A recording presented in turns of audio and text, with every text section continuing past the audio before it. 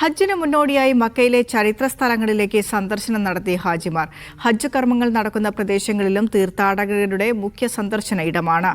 വിവിധ ചാരിറ്റി സംഘടനകൾ സൗജന്യമായും ഹാജിമാർക്ക് യാത്രകൾ ഒരുക്കുന്നു.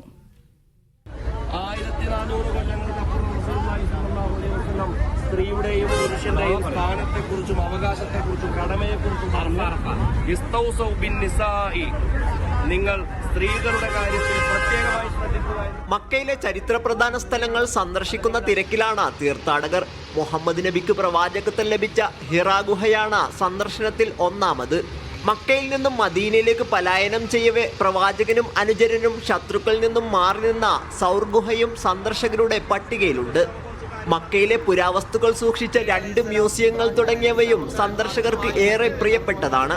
രാവിലെയും വൈകിട്ടുമാണ് സന്ദർശനങ്ങൾ നടക്കുക. സംഗമിക്കുന്ന സ്ഥലം ഇതായിരുന്നു. മനുഷ്യ സംഗമത്തിൽ ആദ്യമായി അറഫ പരസ്പരം തിരിച്ചറിഞ്ഞു. വെച്ച് നോക്കിയാലൊക്കെ നമുക്കൊരു ലോകത്തിലെ ഏറ്റവും വലിയ സംഭവങ്ങൾ നടന്നൊരു സ്ഥലം എന്നുള്ള ചരിത്ര സ്ഥലങ്ങളിൽ രാവിലെ ഒരു 7 മണിക്ക് പുറപ്പെട്ടാൽ ഒരു ഉച്ചയോടുകൂടി അവസാനിക്കുന്ന തരത്തിലാണ് പ്രൈവറ്റ് ഗ്രൂപ്പുകൾ ഈ ചരിത്ര സ്ഥലങ്ങൾ മക്കയിൽ സന്ദർശിക്കുന്നത്. ഇന്ത്യയിൽ നിന്ന് വരുന്ന, പ്രത്യേകിച്ച് കേരളത്തിൽ നിന്ന് വരുന്ന ഹജ്ജ് കമ്മിറ്റി മുഖേന വരുന്ന ആളുകൾക്കും ഈ സ്ഥലങ്ങളൊക്കെ സന്ദർശിക്കാൻ സാധിക്കാറുണ്ട്.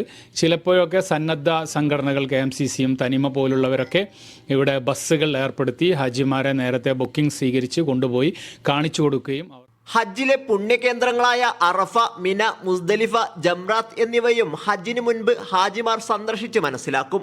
സ്വകാര്യ ഗ്രൂപ്പിൽ വന്നവർ അവരുടെ തന്നെ ബസ്സിലാണ് സന്ദർശനം പൂർത്തിയാക്കുന്നത്. സർക്കാർ കോട്ടയിൽ വന്നവർ സ്വന്തം നിലക്കോ ബന്ധുക്കളുടെ സഹായത്തോടെയാണ് സന്ദർശനം നടത്തുന്നത്. വിവിധ ചാരിറ്റി സംഘടനകൾ സൗജന്യമായി ഹാജിമാർക്ക് ചരിത്ര സ്ഥലങ്ങൾ കാണാനുള്ള അവസരവും ഒരുക്കുന്നുണ്ട്. Sabith Saleem, media 1 Mecca.